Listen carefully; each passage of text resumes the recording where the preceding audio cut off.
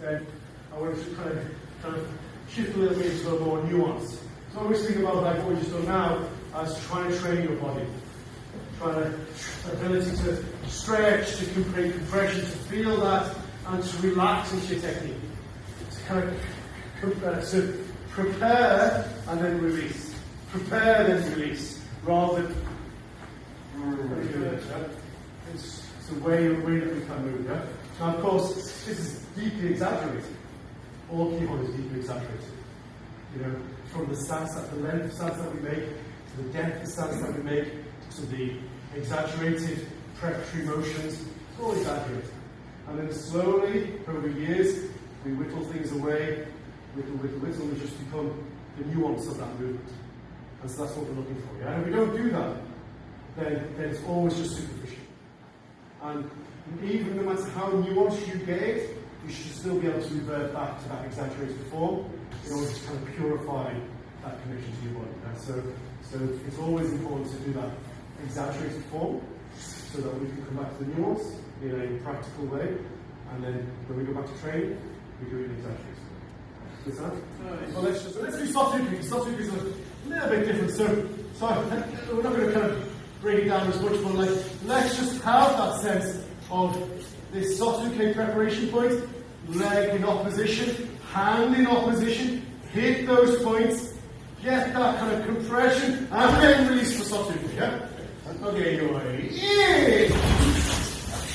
And so I think like what I can see a lot of, and maybe we'll just quickly pair up and that goes, what I can see a lot of is blocking with your hand. Like people are, and there's a lot of hand movement, arm movement, should I say, without any kind of combined body action. Now, like for sure, there's lots of ways you can block, and so, you know, there's ways that you can block. But very rarely would we want to just do an arm movement. We want to make sure that it's all of your body all the time. Whatever you're doing, all of your body all of the time, not just a hand. Okay, so or arm with this one. So I just want you to kind of be careful about that. So what I want you to really take time out is creating that stretch which you should find fairly easily. By if this hand is coming up, what you're doing is you're stretching your pec. Same time, if that leading leg is going in, you're going to create a quicker stretch. Same time, if this hand is going in, you're rounding your back, that little pinky is going in, and you're creating that stretch fairly quickly. And as soon as you hit that stretch, feel that stretch, relax it and rotate it. Now that might seem really, really obvious, but that's all I want you to do. But like, the faster you do it, the more coordination you have to do, the more difficult it gets. But ultimately, hit that point, relax, rotate. And so that relaxation is combined with drive the leg and the rotation of the hip. Whereas I'm seeing a lot of people go, hand over. Yeah? Relax, relax. Relax, relax. So you're just whipping that technique in kick. Use your stance to catapult that in. Yeah?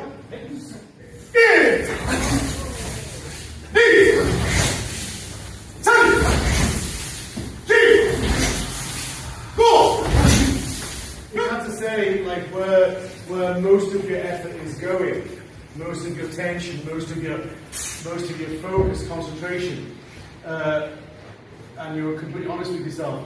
Is it this part or is it this part?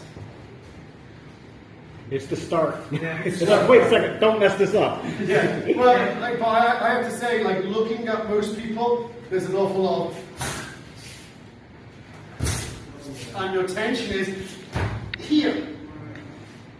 Oh, I know this shape. I know this technique. I can do this. This is what, and we're doing something. We're all doing something. Okay, this is something. And really, that's not what I'm asking you to do, right? So really try to kind of abandon those kind of like comfort zones.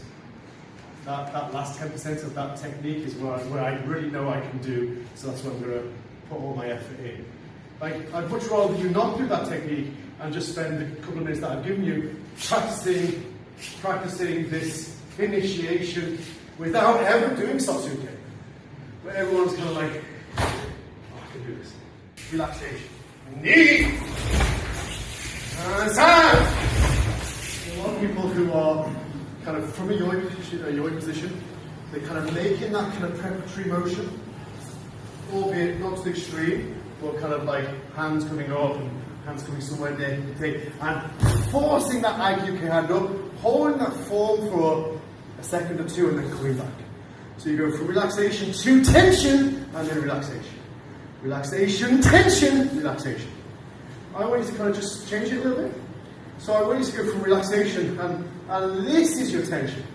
Like I want you to again feel little finger, see how far you can get that. Don't disconnect, but feel like you're stretching that up. At the same time, little finger, opposite way, stretching that down, having that tension. And that tension leads to relaxation. That tension is the relaxation, which is the first 10-15% of your technique. And then, of course, you're allowing it to make form. Do you understand? For that point of Kime, I want you to just relax. This Kime, relax. This hit that point, then relax. Hit that point, then relax. Rather than just this bit. Understand? Knee! Turn! Chin! Go! Chin! Touch! One last point. What I would say is that, like Bryce said, just did it, but like I can see a few people doing it actually, where you're kind of, okay, is this it? Is this it? Is this it? Okay, I think this is it. Okay, it's going to make IQ, right? And like I said to him, what you're doing is you're just adding another form, like you're just adding another shape, and like okay, I have to do it. What's this? It's reverse punch, Sensei. Thank you for playing along, right? No, of course not. This is just a shape. This is nothing. Okay, right, what's this? Oh, no, that's a reverse. Yeah, that's a reverse punch. Right? So we want to make sure that we are practicing movement, not just adding shape upon shape upon shape upon shape. Because then we just get bogged down with this shape and that shape and go from A to B as quick as possible without any importance, right? So we are looking at that movement. So I'd much rather you kind of try to play about with that kind of, where is that point of tension? Looking for it. Oh, maybe it's there. Oh, I think I found it. Okay, I'm going to find it and then I'm going to release. Rather than, oh, is this it? Is this it? The moment you stop, it's not. Okay, you feel like it's elusive and you just look, okay, then you go. Understand? Yes. Okay, back to the H. And step forward, I keep your knees. Okay, so Gaksuki H. Forward, I keep your knees. Okay, Gaksuki H. Back, I keep your side. Okay, H. Knee. Understand? Okay. So, one count is this Gaksuki relax. H. Hey. Kata. Chi. Understand? H. Knee. Stand. You're holding on to target for them to block. Well, then the emphasis of the whole drill then becomes you blocking that arm, that outstretched arm, yeah? And I hope that you realise that the last 30 minutes of training hasn't been how to do matches of my IQ or something. Yeah, please don't think that that's what we're practicing. So to put the emphasis on the last 5% of the technique where you block in someone's outstretched arm is going against what I'm trying to teach you. You should then focus on something that I don't necessarily need you to focus on. That's one thing. Second thing is that, very rarely do we want to hold our form. So, because if you hold it, there's tension. I want you to have this relaxed motion in any basic block that you do. If I'm stepping forward, step forward, stop doing it. I don't want to hold this. I want this hand to come up and round, in and round, up and down. I want that to be constantly moving, not because then there's a level of tension there. I want that relaxation, that stretching and opening of my back to create the technique. Understand? Now this is an extreme form. Of course, this extreme form will make extreme preparation, extreme execution. But what it's doing, we'll talk about this in a minute, but what it's doing is training our body internally that we can apply it in a smaller way. So I want you to, don't want you to hold it, I want you to have that relaxed action. constant motion. Constant motion, constant motion. So when you go forward, this blocking hand doesn't stop. What's that? Okay. H!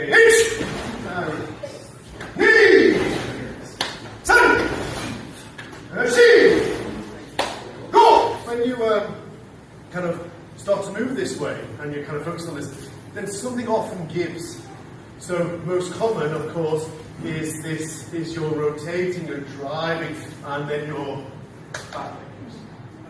Okay? Now, some people are, they're getting the stance connected and they're rotating, but then they lose the sense of the thumbsticks out.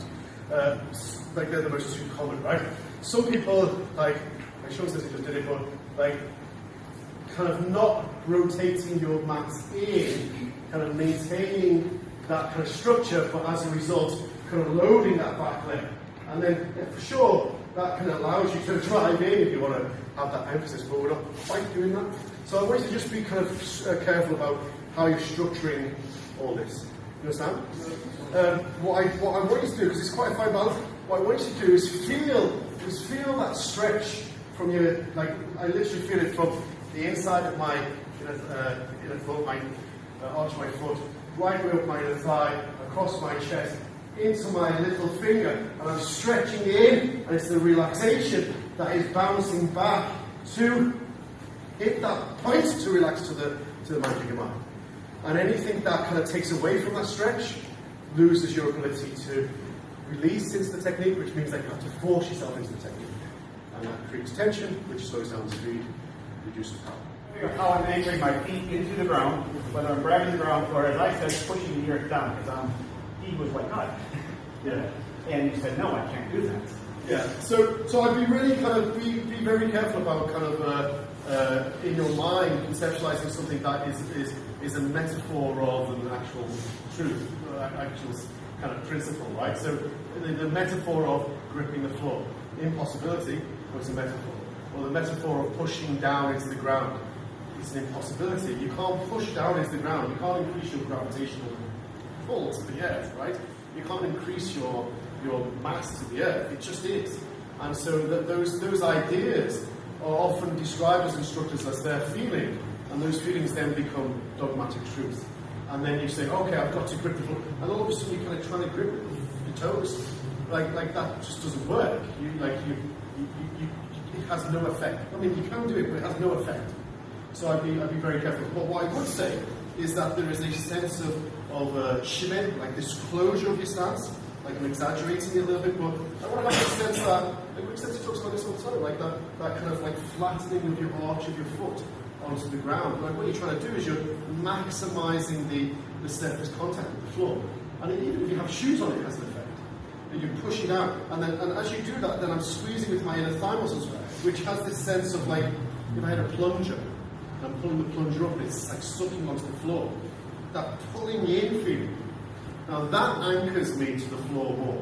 But I would never describe it as anchoring or sucking, because then it gives you it's a metaphor, it's not real, but then it gives you an idea of that's what's real, and I'd avoid that at all costs, yeah? What's actually happening, what is your body actually doing, and then you can make up your own feeling around that. Don't take my feeling, don't take another instructor's feeling, because everyone's feeling is very different, it's not real. Often not. Exactly. Okay, so what I would say is have that sense that your arch, like I've got fairly decent arches, like this is a muscle that you should work, and then when you're constantly working it, then you can use it to grip the floor a little bit. Yeah? That's one thing. Second thing I was just about to say to Jeremiah is that you don't want to be on your stance. Like this is on my stance where I'm kind of twiddling on my legs. Not that he was twiddling on his legs, but there's a sense that you're kind of on your stance rather than in your stance, and that is connected to that shimmy, that closure of your stance. So a little bit sink in, don't think your legs should be straight, because then when you rotate, you kind of sort of drag your legs with you. Sink into your stance, and then shift your mass around that stance. Be in your stance, not on your stance. And then when you're in your stance, you can easily use it to shift your mass. Understand?